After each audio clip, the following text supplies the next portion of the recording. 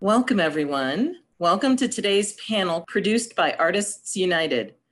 Today's panel discussion is Arts Nonprofits in an Age of Change. Artists United is an international arts advocacy organization with the mission of helping artists connect to each other, to ask for help, to offer help, to work in reciprocity to get art made. My name is Janice De Lucia. I sit on the executive committee of Artists United. I'm an actor, a filmmaker, and an acting coach. One thing to know about me is I spent the last 2 years teaching Shakespeare at San Quentin, which was quite a rewarding experience, I have to say.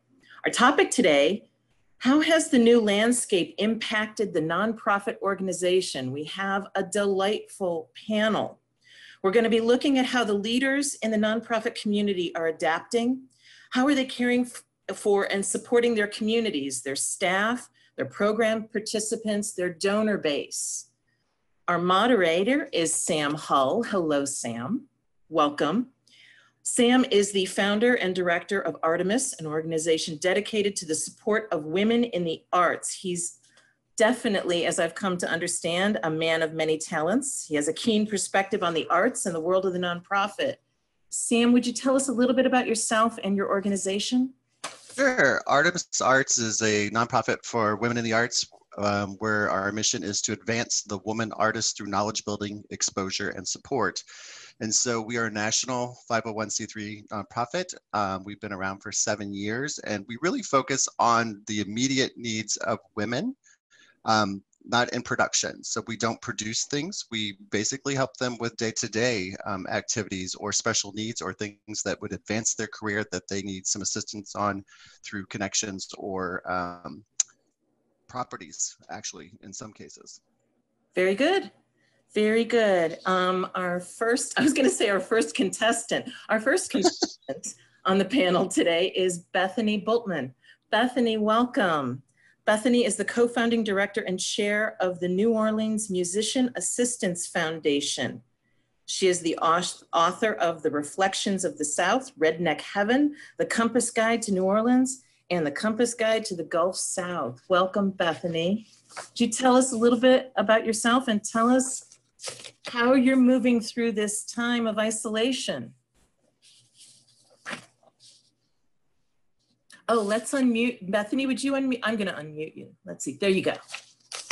So it's been really daunting.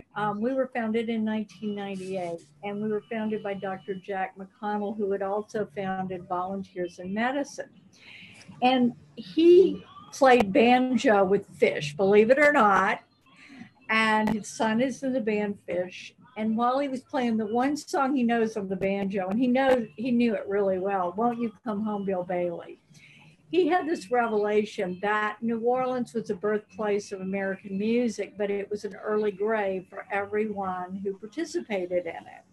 And he thought it would be a great idea if there could be an innovative health system created for the performers of New Orleans. And I was one of the great people that Jack was able to get inspired by this mission. Beautiful. But since 1998, a lot has happened, including Katrina. And our partnership with the International Performing Arts Medicine Association has given us a lot of evidence-based information about the mental health struggles of artists and about the need for prevention and the need for being a voice of public health and reason in a crisis. And so this particular crisis that we're in, it involves us saying to our 2,600 patients, you've got to stay home. It's the only way we will save your life. And that is so against everything we've ever done after Katrina, after any crisis. It's how do we get artists back? And right now we are a real hot spot in America. And we know that our patients are incredibly vulnerable. And if they do go out And if they do start performing, there's a really high risk that they could die, and that terrifies us. That makes total sense. That makes total sense. Thank you so much, Bethany. I'm going to, we are so glad you're on our panel. I'm going to move on to Jonathan. Jonathan, hello. And you can unmute yourself whenever you're ready. Hello. Hello. Hi. Jonathan is the Deputy Director of Civic Engagement with, oh my gosh, Jonathan, with the Arts Alliance. I want to make sure I say the name of the organization correctly. Arts Alliance, Illinois. Illinois, thank you very much. And you've been with them for about 15 years, is that correct? Well, all time means nothing during COVID, but no, it's 5 years actually. Oh, okay. Excuse me. And my understanding is that you're building policy initiative, advocacy campaigns, coalitions. Is that correct? Yeah, Arts Alliance Illinois, we're a 501c3 statewide organization. We are unique in Illinois in that we're statewide, and we represent both arts educators and artists and the for-profit side and the nonprofit side. So we're kind of all-encompassing, but uniting people into a central voice. And a lot of what we do is advocacy for policy change, for equity. Civic engagement is a lot of what we do. And all that has been upped during the COVID crisis. So we'll talk about that later, but it's good to be here. I appreciate the opportunity to be on the panel. Very good. Thank you so much. That's very sweet. Tricia Ekholm, welcome. Tricia is joining us from Atlanta this evening, which it's sort of this afternoon for me, this evening for you. Tricia is the Chief Marketing Officer for Atlanta Ballet. Yes. Yes, and you've been with them for about 19 years now, is that correct? Yes, about 19 years. I am an arts marketer at heart. My whole career has been in arts marketing. I have never had a desire to be on stage whatsoever. What drives me and what my passion comes from is watching audiences come out of the theater and seeing how they've responded to the art, and knowing that, you know, my part is getting them into the theater so that the artists can do what they do best. So that is what I do. Atlanta Ballet was founded in 1929. We're the oldest regional dance company in North America. And then we also have an active Center for Dance Education with an enrollment of about 1,000 students, as well as a variety of community programs that we work with. So we are a year-round, pretty much cradle to grave dance organization. Fantastic. That is lovely. And as an actor, as a performer, and as a filmmaker, I have been so grateful to people in your position for bringing people into the theater. Thank you so much. Andrew DeMuro, welcome. How are you? Doing great, Janice. How are you? I'm doing very well. Thank you so much. Andrew DeMuro is the Regional Director of Guitars Over Guns, which I found quite fascinating in my research this morning. Andrew, would you tell us a little bit about the work that you do? Sure. Yeah. So Guitars Over Guns is also a 501c3 nonprofit, originally based in Miami, but has had a presence in Chicago for about 5 years now. And the premise of the organization is that we work with local professional musicians in the community. We train them in social emotional learning best practices, and then place them in after-school programs to serve as mentors to kids in grades 6 through 12 in Miami-Dade County Public Schools and Chicago Public Schools. We find that, especially now, but always, kids are at no shortage and no lack of stories to tell, but oftentimes are just in need of a mentor, someone to guide them through the challenges that they face and get them on the right stage and in front of the right microphone so that they can take control of their own story and tell it the way that they want it told. And so we work with the professional musicians who I'm sure we'll talk a lot about professional artists tonight and how they're navigating this crisis.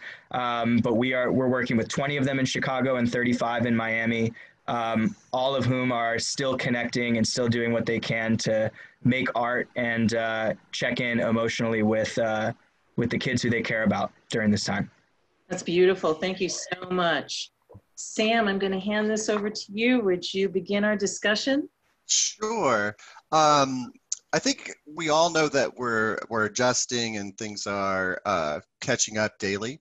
So one of the things I wanted to start with is a question about your organizations right now, and it can be today, because as we know, things are changing so rapidly, but how is your organizations thriving? So Tricia, how is the Atlanta Ballet thriving right now? We're hanging in there. It's been a challenge from the time we pretty much shut down in mid-March and sent everyone home, to go from being what is basically a live performance in studio education organization to being a virtual company. We have learned as our administrative staff how to work from home, how to collaborate from home. We've done as much as we can to support our dancers who are quarantined as well. They're taking classes at home. We've tried to provide them with things like Marley so that they have the appropriate surfaces that they can be safe on as they are taking home classes, creating virtual classes for all of our students. It's been a challenge. It is hard when your predominant way you work is in person. That's how we work. Our dancers create because they're in the studio together. And it's really been hard for them to be separated. It's, for administrative staff, we get our inspiration because we can walk down the hall and watch what's going on in the studios. And, we don't have that. But we're doing okay. We're surviving. We're very, very grateful to our patrons. I'm sure like many organizations, we've had to do a lot of cancellations. And, we've been actively asking patrons to consider donating their tuition or their tickets back to the organization to help us sustain through this, and or take credits towards future programs. Right. And 80 to 90% of our patrons have stepped up and done that. Well, that's great. That's great. So you're keeping the art flowing the best you can at this moment. The best we can, and yeah. Great. Andrew, what about your organization? How are you guys thriving? First, I just want to say that's a really nice question to start with. I think the default now is to ask, how are you struggling? But to ask how you're thriving gets me thinking. And I think the way that we're thriving is something I mentioned, as we were getting to know each other before the call, is that we are using this crisis as an opportunity to really live by the values that we've created as an organization and the relationships that we've built in the pre-COVID era, so that now that we're in a moment where we need help and we need support and we need input from our stakeholders to move forward, we're able to fall back on those things that we've worked hard to create to bring people along with us. And so,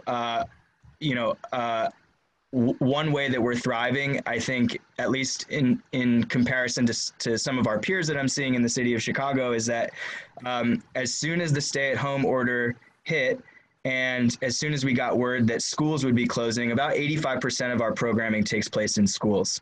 And so we knew that we would be out of work as we knew it. And all of our employees are professional musicians. And so we knew right away that with schools and restaurants and bars and theaters and venues closing on the same day, gig workers with 4 and 5 streams of income to make ends meet are losing all of those in the same day.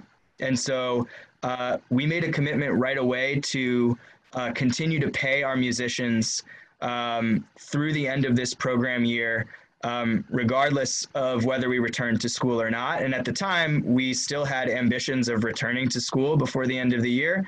I think in most states, if not all, that's, a thing of the past, and we're already talking about not returning in the fall. But we did make a commitment to pay our musicians their expected income. And I think from there, we were able to pivot and say, okay, how can we collectively, now that we've committed to paying you, how can we collectively commit to bringing people into the work that we're doing and the policies that we've created so that people know we're not going anywhere. Right. So you're thriving in the existence of what you had and just changing that and adapting that as you go forward. Exactly. That's great. Bethany, how are you guys thriving down there in New Orleans? Now, if thriving would be the word I would particularly use, the way that we describe what we're doing is we're juggling chainsaws in a swamp of snapping alligators. And so far, we are continuing to do it. And we have a great team, and we have a wonderful mission. And the mission is to sustain our performers in mind, body, and spirit. And so that is a very clear mandate of what we must do. Yeah. We try to cut down on the noise that comes at us politically and fear, just to focus on how we serve that mission. We realized very quickly that we had to organize food for the cultural community, whether they were our patients or not. We had to make sure that the households were safe and that they were informed. We knew that a lot of people weren't going to be able to pay their cell phone bills. And once the coffee shops and the libraries closed, a lot of people lost access to the internet. And then people don't have TV. So we went old school and we create fact-based fact sheets, a whole team of us. And we work with World Health Organization and Center for Disease Control so that they're on our website that neighbors can print out and give to people. We give them out with food every day. And then we marshaled volunteers who deliver groceries and medicine to those most vulnerable patients. And That's great. That sounds like it totally keeps in your mission of keeping them fed, keeping them bodily able and moving forward. That's great. That's really great. Jonathan, what about there in Illinois? How are you guys thriving? You're muted, Jonathan. I'm learning how to use Zoom better. That's I'm right not there with thriving you. in Zoom yet, obviously. No, and like Andrew, I'm glad that you asked this question. We're facing a lot of the same constraints that all other nonprofits are facing. I think our focus has been advocacy. We're not a performing arts organization, but we represent performing arts organization. And I think we're realizing that advocacy has always been important, but it's more important than ever.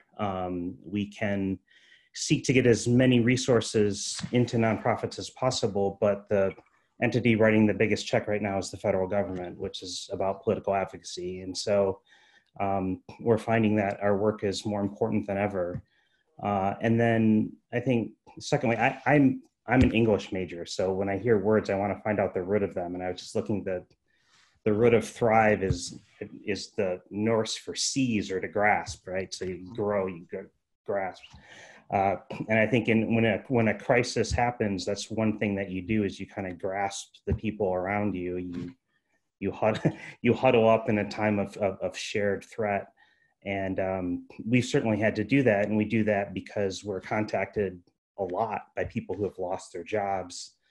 Nonprofits are getting ready to close. And it's through those sharing of experiences and stories at a very genuine level and kind of grasping to each other and trying to get through this that I think has helped us grow, helped me grow even more through empathy.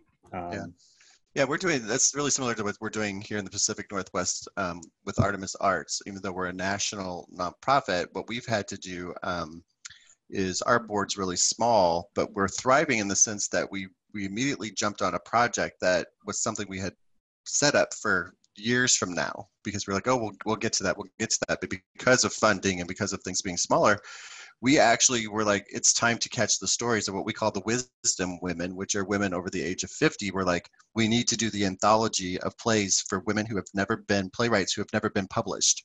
And so we found a backer for that pretty quickly when we brought that up. It's like, we need to collect these stories. This is a vulnerable group at this time. And so all of a sudden, this project had money that I didn't think we'd find for years. And so we're able to put that into motion, and actually working with some folks there in Chicago. We found a publisher that was like, I'll take it all on. You don't have to do anything. Just bring it in. So all of a sudden, something that was down the road became fruition now with very little effort. So thinking about that, and all those stories are great, because I think it shows that your organizations are adapting. I'm curious, we've talked about the artist a little bit, but let's talk about your audience, because sometimes the way for a program to continue, or for a nonprofit to continue, is to really make sure that your audience knows what's going on. How have you guys pivoted to suit the needs of your audience at this time? Because as we know, as art makers, that it's the art getting people through. It's the television, it's the film, it's the live concerts online that people are falling back to as they're stuck at home. It's the artisans who are kind of keeping people occupied. So what are you guys doing to help your audience? Andrew, what are you guys doing for your audience? Well, for us, our audience is kind of threefold. It's school partners, it's the professional musicians who serve as our mentors, and it's students, young people, all of whom have unique needs right now. And so starting with students, it was, I think, everybody's priority to make sure that we are able to get in touch with them in a way that's safe, accessible to them, and meaningful to them while they're out of school and have a lot of questions and are going through a lot on a lot of fronts. So within a week, we were able to develop a plan to make all of our after-school mentoring sessions virtual. And we did so through the Google Meet platform, which is what Chicago Public Schools has approved for their own e-learning, so that kids wouldn't have to learn multiple online platforms just to be able to engage with us. And we're still meeting with kids twice a week, 1 hour a week, or 1 hour per session. And frankly, just doing a lot of checking in and doing a lot of seeing how they're doing, and trying to give them opportunities to stay creative and stay fresh during this time when there's a lot that could be holding them back. So one of the ways that we're doing that for our musicians and starting to bring students in is, like you mentioned, holding live concerts over Zoom and broadcasting them live on YouTube and Facebook to showcase our mentors' work, to showcase the relationship that they have with students during this time, and just to give people an opportunity to share their stories and share that we're still here, we're still creating, and we can't wait to get back to a time where we can do that in person. Yeah, I'm sure that also helps with your partnering with the schools as well, that you're catching some of that slack for them as they can't do 5.5 hours of education every day. So, but the music, the kids can practice on their own. And by doing the concerts, they can see the work you're doing for them, which is probably extra work, honestly, for the district at this point. Yeah, it's a learning curve, no doubt. But one thing that I think everybody can agree on is that we've been talking about social emotional learning as a thing that's important for years and years and years. And now it's not something that we can turn away from any longer, because the needs are so great and the challenges are so unique depending on who you're talking to.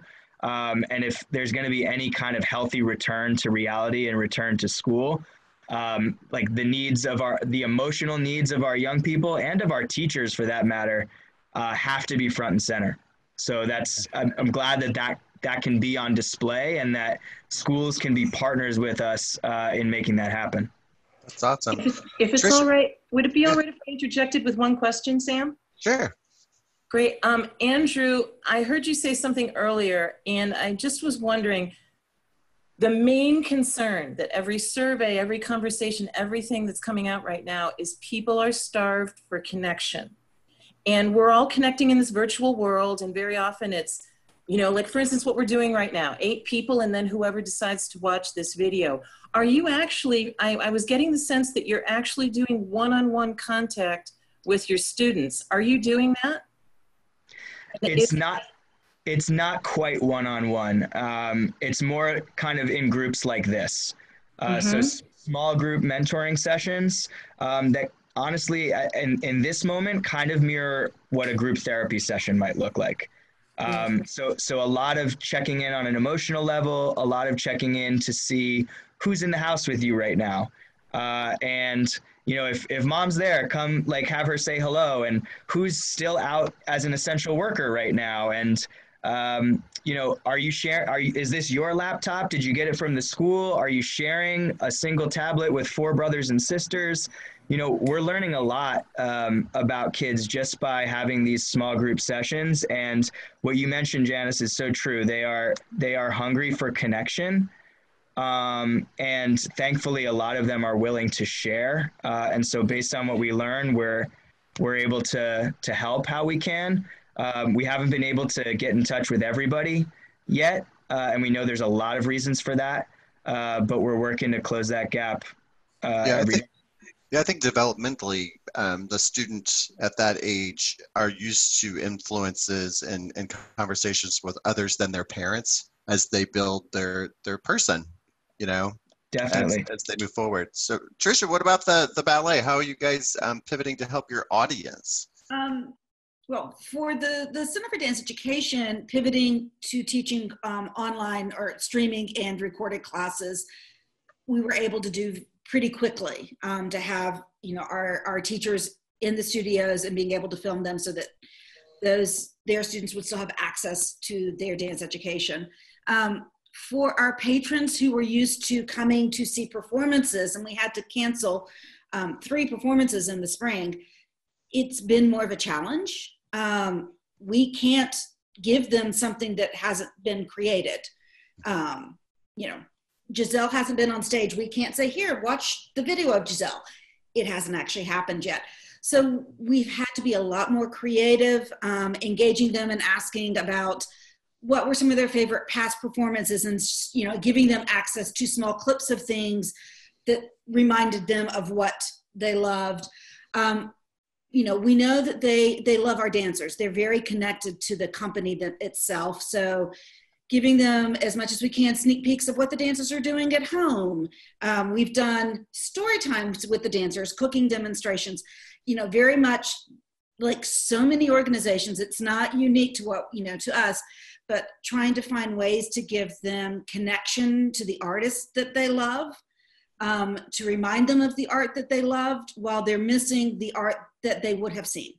Yeah, that's really interesting because I was a university professor for 19 years teaching theater and directing and acting. And I think one of the things that you're saying is something that I always emphasized with the talent that I worked with, which is that you have an audience who loves you on stage, but they're also eager to know you off stage. And by doing some of these videos, like you're talking about cooking, they're seeing other sides of the personality. So it's not just a dancer, they're seeing the human, Right. The full creative soul of those people. And I think that might be a huge positive that comes out of this with all these little videos we're all trying to learn how to do, is that the appreciation for the arts may grow because they'll see the people pass the art to the individuals or to the groups of people moving forward. Right. And I think it's good for them to see that it's like our dancers, our teachers, they're in quarantine too. They're at home. We're all having a collective same experience. Mm-hmm. And so for them to, to kind of realize it's like, no, I always say, oftentimes people think artists come in and they're plopped on stage and they perform and then they go poof back in the box. It's like, no, they're actually living the same life you're living. Right. Off stage. And I think, that's been helpful for them to realize, hey, they're stuck at home trying to do the best that they can to keep, for them, the physical part of their art as soon as they can. And it's interesting, a lot of our artists are exploring other things, cooking. We have a lot of our dancers who are exploring writing or painting or, other ways to express their creativity. Right. And so being able to share that everyone's searching and seeking outlets. Yeah, exactly. So Bethany, how about you guys down there? What are you doing for the audience? how are you guys keeping? You told us you were keeping in touch with your members by your fact sheets. What are you guys doing for the audience down there? What we're trying to do, because we serve the performers, you know, that's who we take care of is the performers. And so what we do on our social media is anyone who's doing a podcast where people can Venmo the money, we promote those shows. On any given night, I have every device in my house tuned into a drag show, a music performance, a theater performance, a dance performance, so that they can see the numbers of people out there for them. But I think the most important thing is really human touch. It's calling people, it's checking in on people, it's giving them hope, it's letting them know that they're not forgotten. We're not going to come back anytime soon in New Orleans. And just being able to send people a hug by calling them. So many people have died, and part of our culture is a second line. And nobody can go to a second line. Nobody can go to a funeral. We can't go out in the street and talk to people. I live in the French Quarter, so I can sit on my balcony and people can walk by and we can have little mini meetings. I go to the park and sit on a bench in Jackson Square and often meet with other directors of not-for-profits so that we can have one-on-one conversations. I think collaboration with other not-for-profits in your community is probably the most vital thing you can do, because we know we're relevant, they know they're relevant, and together we're going to get through this. We can. That's a great wisdom word right there, is that all of us working in nonprofits, like I've just found talking to some other folks that, you know, a problem I'm sitting here worrying about, they've already done it last week and they have a little bit of an answer for me, but I've done something they haven't. We can share it. Jonathan, what about your audience? Like, how are you guys pivoting for your audience? Well, we're different than performing arts organizations in the sense that our audience is performers and performing arts organizations and arts educators and CPS and schools across the state as well. Couple things, some have been pivots that we've done, some have been just kind of accelerations. Pivots, I think, is simply beginning to focusing very intently on basic needs. This is about rent. It's literally about groceries. There are people who have immediately lost all income. And so one of the things that we did right away was we wanted to better understand the situation. So like many people, we did do a survey, and we have the results of quite devastating about how it's impacting nonprofits. We also established the Arts for Illinois Benefit Fund, working with private philanthropy and government. And have been able to give small grants to individual artists for rent and groceries and to nonprofits. We started an Arts for Illinois website or platform through which artists can share their artwork, all kinds of artists, even if they don't, especially if they don't have their own venue. So many of those things have been attempts to respond to direct, desperate needs. And this is an existential crisis, I think, for our sector. The second thing, kind of the acceleration part of it, I think, has been more recognizing that our sector has to, as you were alluding to earlier, our sector has to work with other sectors if we're going to get through this. Mm-hmm. We artists are not the only ones that are unemployed, and artists are oftentimes unemployed as artists, but then also as part-time designers, as part-time service industry workers. Right. And so, the Alliance, we're chairing a City of Chicago committee that's looking at reopening. Well, it's not just the arts and culture reopening group. There's also, in our group, there's religion and sports.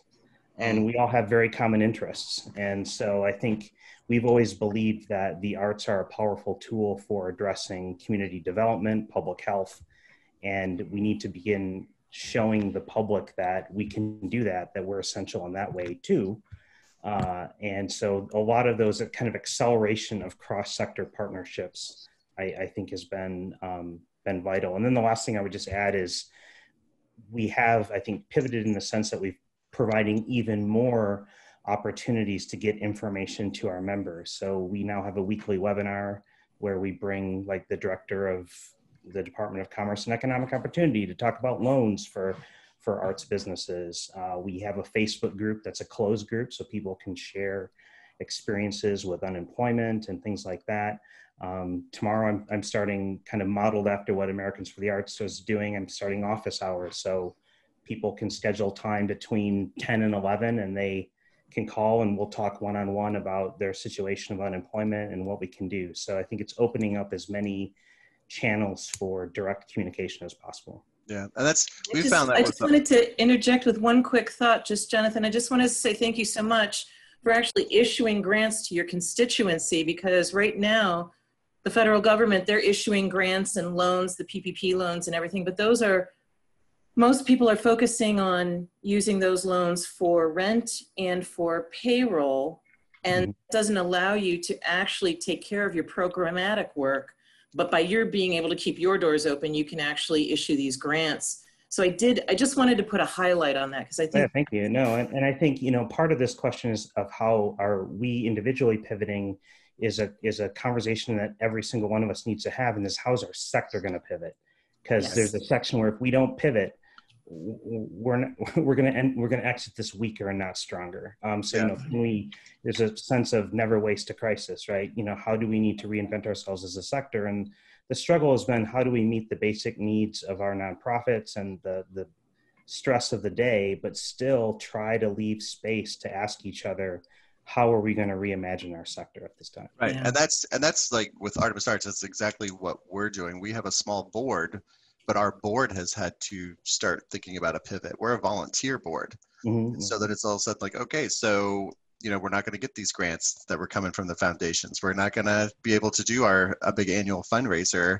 So what are we going to do? And it's about pivoting and changing the expectations, as well as the inside workings, I think, of how that board works and the communications. So with that in mind, we've talked a little bit about the audience. If you have staff, let's talk about how you're dealing with staff and how you're meeting the needs of your staff, or how you're meeting really your own needs without staff. Like for me, the interesting thing is we were talking about IT capabilities here. We have no staff. So all of a sudden I'm the person that has to now go do the website, which scares me to death because, I'm afraid of erasing the whole thing because I don't know what I'm doing, but I'm the person that's going to have to do that now. So what about that is pushing you guys forward or working? Bethany, what are you guys doing staff wise? We could not do what we do, the juggling the chainsaws, if we didn't have a great team, and we do. And so the first thing that our board determined was that we wanted to do everything in our power to make sure that all of our staff had jobs. We've all worked together for so many years. They're very mission driven. They're committed to our culture. They're committed to our city. And so we started with that. And one of the things that we did, all of us do different things. And we started doing a Zoom meeting every day at 10. So it gives us a chance to all get together. We talk about personal things. We talk about issues in the news, and then we talk about work. And then we were able to get a wonderful yoga teacher to do a restorative yoga class just for our staff. And it's at night. It's right before bedtime. And so it's something we participate in, again, together. And then, again, my park bench meeting scenario, one or two people and I get together 6 feet apart with our mask on at least once a week. And it's really important. Our team is, I say it's like, you're on the Titanic, you get in the lifeboat, you get all your stuff in the lifeboat, and then you hope you don't run into the iceberg yourself, And right. Yeah. That's what I've had several, I call them car hood meetings, where we pull up and we just talk over the car hood and do stuff back and forth. Tricia, what are you guys doing staff wise? How are you guys, because you guys got a pretty big staff down there. How are you keeping it all together and moving We are forward? keeping it all together. You know, like Andrew and Bethany, we made a commitment to keep all of our artists and our teachers on salary during this time. And, you know, administrative staff, we dispersed, we worked from home, we're on Zoom calls constantly. I think the thing that's been most interesting, we've always had monthly all staff meetings, and typically it was the administrative staff who got, you know, and we decided we were going to do our all staff meetings on Zoom, and we were going to truly invite everyone, all of the dancers, all of our teaching artists. And all of a sudden we're on these Zoom meetings with, you know, 50, 60 people sometimes. All of our dancers are getting on the Zoom meetings because they're not down in the halls rehearsing. So they're on, and it's been fascinating and fun because they're contributing to, you know, and just to get to see them, we're talking about what we're doing. And then we made a commitment on those all staff to be as open and honest as we could about the state of what's going on. So, you know, updates on the financial state, you know, how funding is coming in to continue to support the company moving forward. You know, we're very open and honest about the challenges we see for the fall, the questions that we're looking at of whether we can be back in the studios and back on stage, and giving them a chance to ask questions and at least to know, you know, what the thinking is. Yeah. So it's really interesting. So it's almost like the hierarchy still exists, but like you said, the transparency, you don't need the chain of gossip, command, you know what I mean, to go through. Everybody's hearing at the same time, everybody's in the room. I think that'll be really interesting to see if that goes forward as everything starts to lift, because I think that is, again, the way the arts started, and then we put business parameters around the art organizations, and now we're kind of going back to the basic communications and the care for each other's wellness, like giving somebody a bad day. You're having a bad day, I got it for you today, you know what I mean, and letting people rest. Andrew, how about your staff? I know you said people are working independent, musicians are doing this. How are you taking care of them or meeting with them and checking on them? I'm hearing a lot of similarities from the people who have gone already. We have every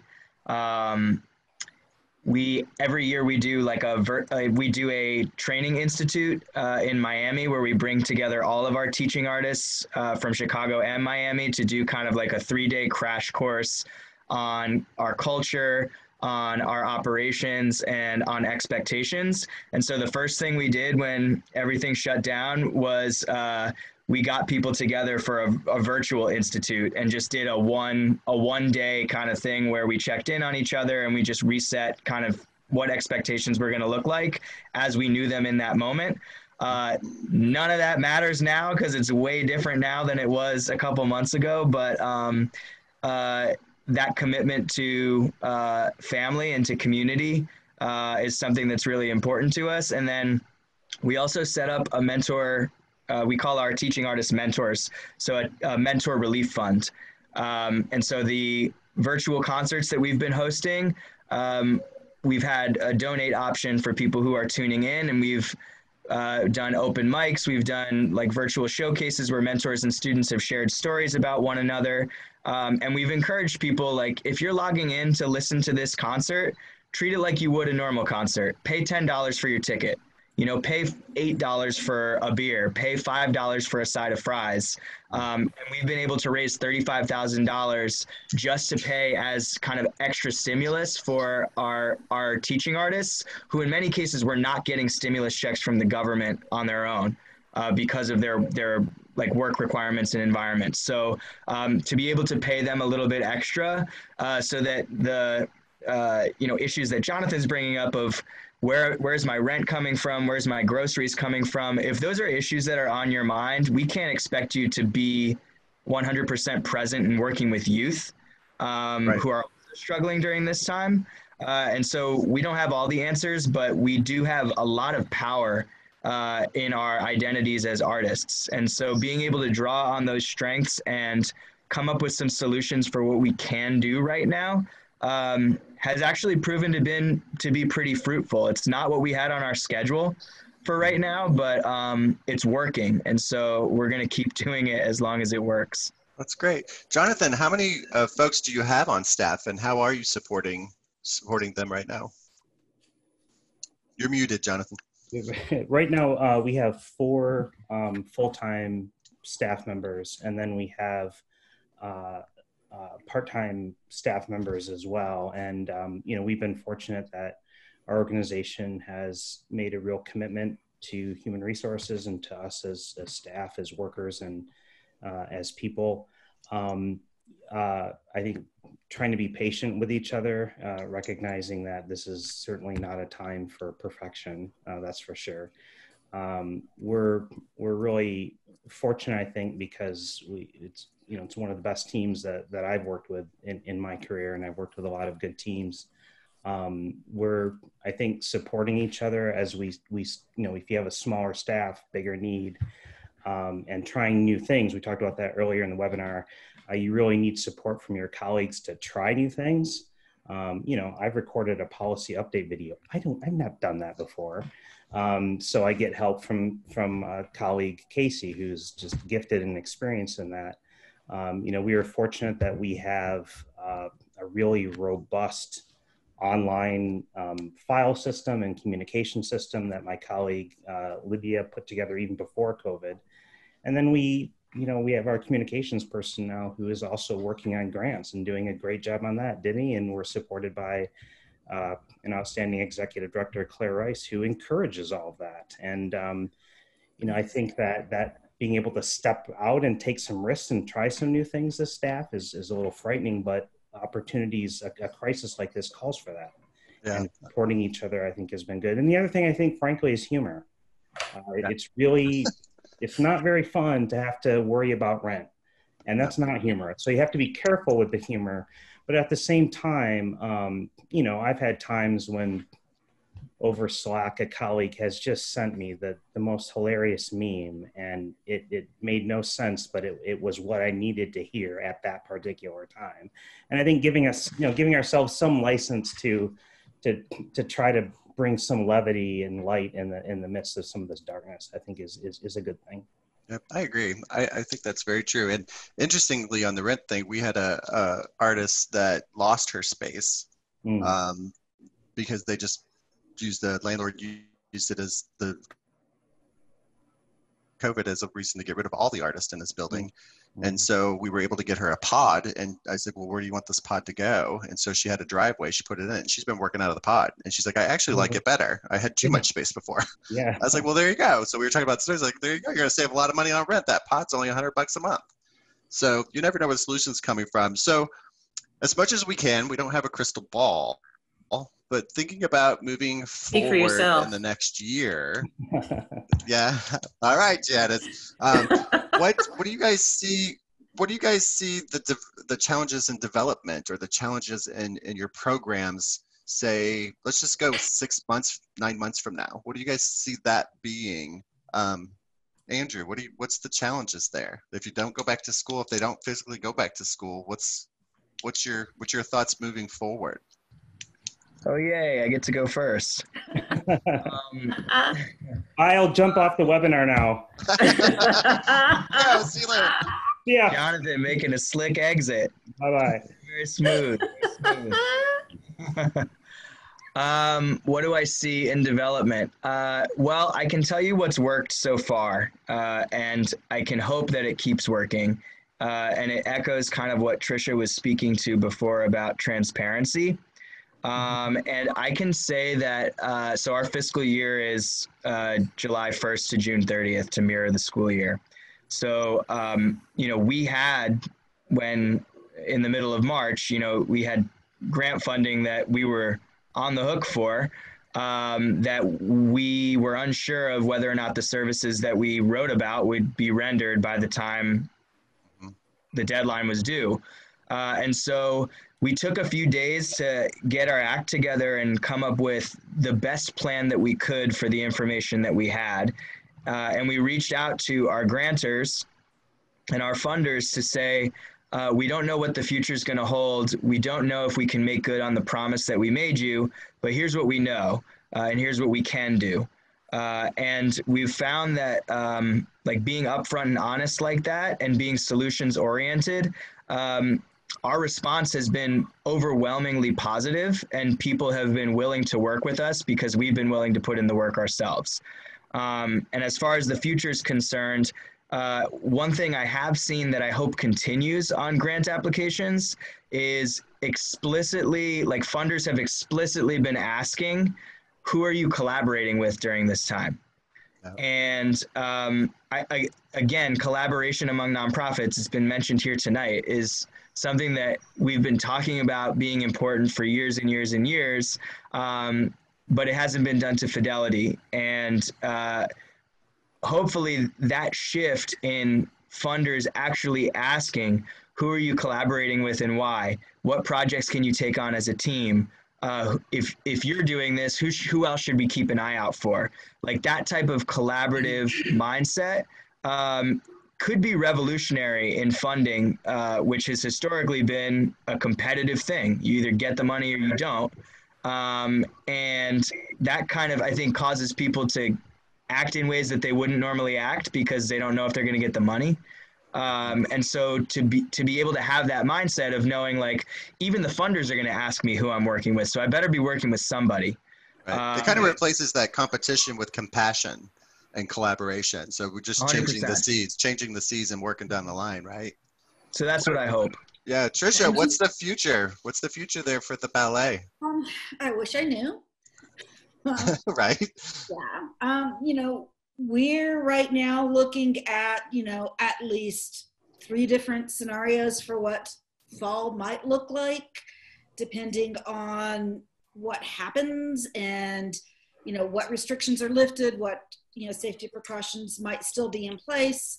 You know, for us, it's scary. You know, for a ballet company, 60-70% of my earned revenue comes in the door during Nutcracker. Mm-hmm. And if I can't put, you know, 2,000 people in the theater during the month of December to watch Nutcracker, you know, for every performance, that has a severe revenue impact on us. So, you know, we are going through all of those various what if this, what if that scenarios to look at what we can anticipate, what we think. We've been very lucky with a lot of our, especially our foundation and our corporate funders, have really stepped up with funding that's off cycle. You know, oftentimes we found funders where we are between grant cycles and they're like, no, you can still apply. A lot of funders are allowing us to move our applications from programmatic to general support. Right. To basically, you know, acknowledge that we know you don't know what's going to happen and whether these programs can happen, but you know, they're stepping up to say, we want you to, we believe in the organization, we want it to still exist. And so we are being allowed to, you know, apply for those funds. You know, it's scary when you kind of go, no, at a certain point that extraordinary funding cycles will start to ease. And hopefully, you know, in 6 months, we'll have a good handle on how we're going to move forward and what that looks like. Yeah, I think that's what everybody's doing.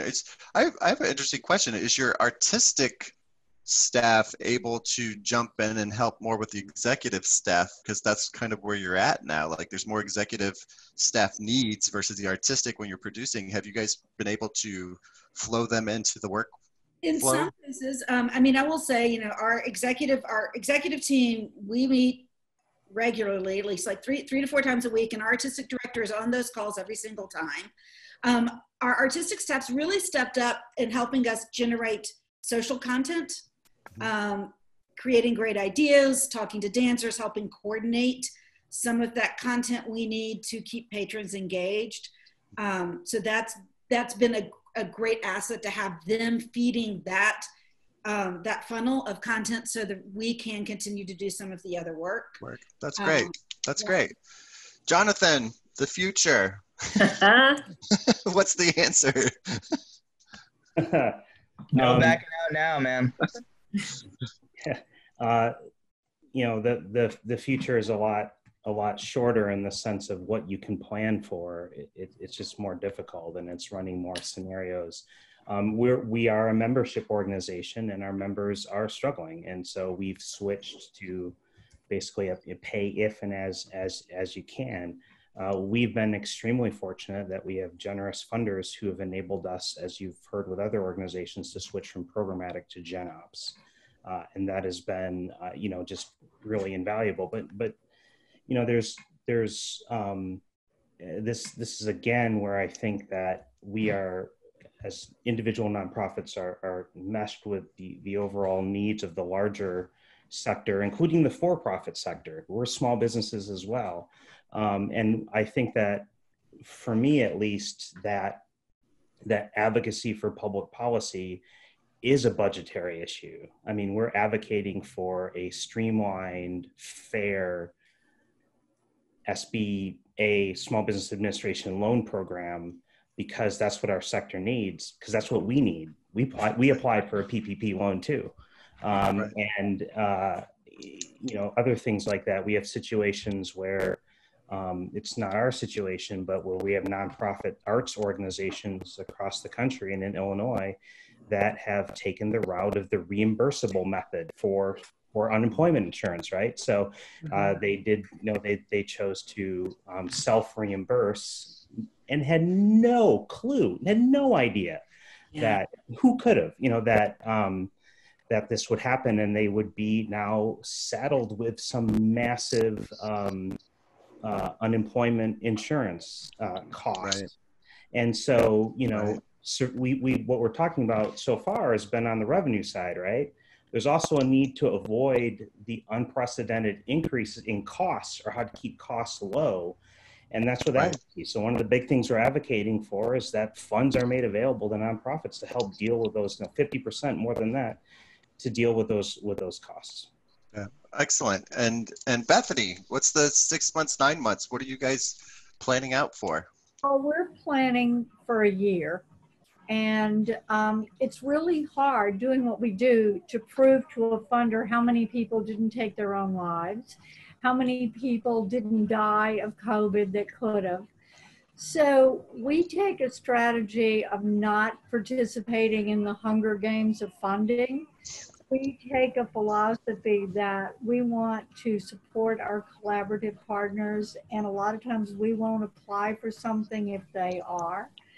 And that strategy thus far has worked because people understand that you can't put a price tag on what it's going to cost to keep people alive so our culture can come back. The question that we hope our funders continue to ask ourselves is, what's the cost if they don't help us? Because we've been in this since 1998, and I kind of take the Thelma and Louise approach, which is nobody gave us money to hold it in the bank. They gave us that money because they really want us to support our culture and our performers. And you know what? If we, at the end of a year, have spent every dime and we've done a good job, we can hold our heads up. I am not going to hold back. We're going to do everything we can do to be a voice of advocacy so that the next normal is a better normal. I love that. That's where I'm at with Artemis Arts. I'm like, we're in the reserves. Like, we had the reserves, we're in the reserves, and we'll go down to, the last $100 if we have to, just to make sure that people have what they need. Okay, so before we start to close here and I give it back to Janice, my last question for you all is, your organization, can you give me the 45-second radio commercial here so that everybody watching knows exactly who you are, what you do, how to find you if you want them to. So Tricia, lead us off. 45 seconds. So it's atlantaballet.org. We are the oldest regional ballet company in North America, and a Center for Dance Education with an enrollment of over 1,000 students. And then community programs, we have 8 different programs within the metro area, working with about 900 community students to provide free access to dance education. Excellent, thank you. And I believe the ballet set up for estate donations as well, correct? Yes. If somebody's interested in that. Great. Andrew, 45-second commercial. What do you got for us? Yes, sir. It's guitarsoverguns.org, music and mentoring profit based in Miami, with a satellite region in Chicago. This year, we reached about 950 students, working with 55 professional musicians at about 30 school and community partners between Miami-Dade County Public Schools and Chicago Public Schools. Working in after-school programs with kids, training professional musicians in social emotional learning best practices, and serving as mentors to kids during the hours when they need it most, and giving them lots of community-based performance opportunities too. Check out our website where we're going to have a lot of digital and virtual resources to make up for what we're missing most during this time, which is live music and live art. All right, thank you. Jonathan. We're Arts Alliance Illinois. We're a nonprofit that champions creative expression in the creative sector in Illinois and also nationally. You can visit us at artsalliance.org and on Twitter at artsalliance.il. We will continue to fight for the resources that our sector needs publicly in public policy. We'll continue to find connections and highlight artists that are making a difference in all kinds of societal problems, but we welcome you to visit us online or on Twitter or on Facebook. All right, and Bethany? Hi, so it's a New Orleans Musicians Clinic.org. We are the country's only and oldest comprehensive healthcare clinic for performers. We have 2,600 patients in our electronic medical record system. And then on our New Orleans Musicians Assistance Foundation side, which is our 501c3 not-for-profit, we do advocacy, social services, and now we are feeding 3,500 performers a week. And we plan to keep that up until at least November. We take any kind of donation you want to give us, any way, anyhow. And we hope you will put us in your will, but we hope we won't see that money for a long time. Nice. And I'm with artemisarts.org. We're an individual 501c3 helping individual women in their art. We actually only partner with other nonprofits. That's how we're built. And we are a great place for individual benefactors who want to help but don't know how to do it. We can help find you a nonprofit or an artist to support. All right, Janice, back to you. Janice Hello. I'm going to do a 10-second commercial. I am Janice DeLucia. I support all of you. I support nonprofits administratively, specifically in finance. And I am an artist myself, so an actor, director, coach, etc. We have a lightning round of questions. So this is first response. Bethany, what piece of music are you listening to right now when you want to relax and go to that great space? What piece of music? I listen to Ernie Cato singing Mother-in-Law. That's the song that when I was a child, I heard that song and I thought, oh my God, where does that come from? I want to live there. And the fact that we had Ernie Cato as a patient, it just like makes me so happy. And that's what I want to keep alive. That's beautiful. Trisha, I isolated this question for you. I'm not sure why, but I have a question about you and animals. I have these two birds outside my living room window, a hummingbird and a giant ancient crow, and they have become companions of a sort. So they're fascinating me and they're helping me right now. What animals are helping you? What are you looking at? Do you have pets? Do you have any animals in your neighborhood? I do. I have an 18-pound, 12-year-old cat named Cleo, who is very insistent when she decides that it is time to be fed, no matter what Zoom call or meeting you might be on. Mm-hmm. And then we have a bird, I do not know what kind of bird it is, that comes and visits us every spring. We happen to call it Louise. And so I work in my dining room, looking out the dining room window, and Louise comes and hops on the railing out there. So I have. There you go. Yep. There you go. Well, the hummingbird is Cyril and the crow is called Raven. So, okay. Jonathan, what musician are you listening to? What rock star musician? Actually, not rock star necessarily, anyone. Who is it that you're turning to right now mostly? I mentioned when we were talking beforehand that my two sons who are in elementary school have discovered Bob Dylan, which I love. I find myself listening to his 1989 album "Oh Mercy," which I consider his best album, they're listening to that as well. My son plays, I mentioned too, my son plays banjo and enjoying listening to him play enjoying listening to him do what we're all advocating for, and that is enjoy music, and even in the midst of a tough time. And so I've really enjoyed that. Beautiful. That's wonderful. I have been heavily into Tom Petty and Bob Dylan lately. I think I'm liking the twang. I want the twang, I think, something about that.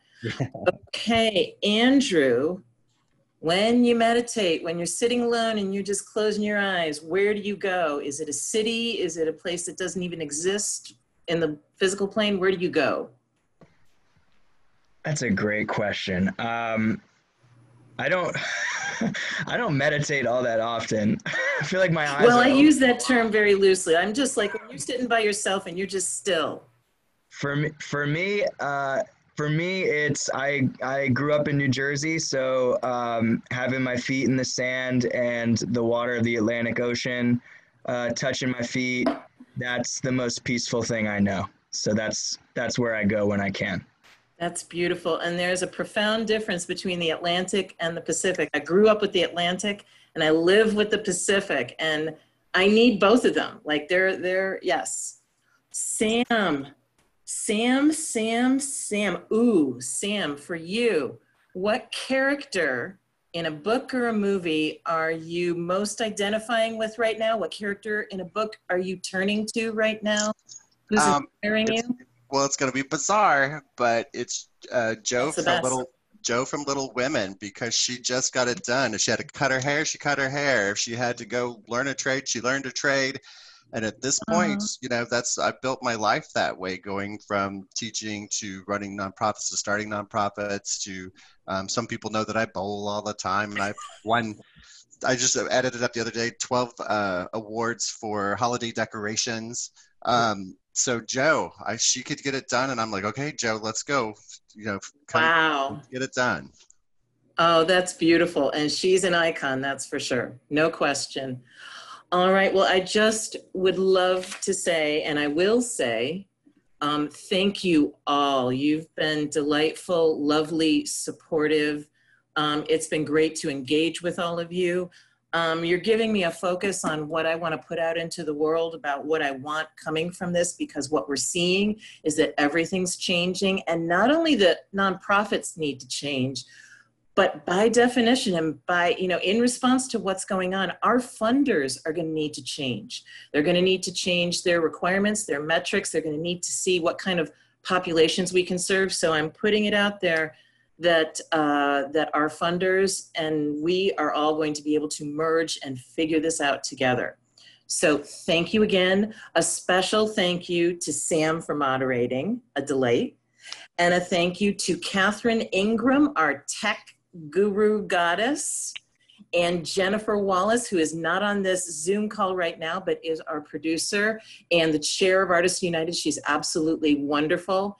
And panelists, you've been great. I have been so happy to meet all of you. Thank you so much. For those of you listening to our broadcast, please keep an eye on artistsunited.net. You'll see there's our website, and check out our YouTube channel. If you have anything left from your stimulus check and you would like to donate it to Artists United, please do. We welcome it. Stay tuned and check out our YouTube channel, because we will have additional programming. We just concluded 3 weeks of panel discussions, and they all were just lovely, different viewpoints on all of this. As we move through this, we're going to start having panels, and we're going to start having discussions where we're actually looking at solutions. So, you know, where we're coming up with some answers, and we're getting some, a little bit in the midst of it, and then hindsight, hopefully. So thank you again, and we will see you in the near future. Take care, everyone, and stay safe.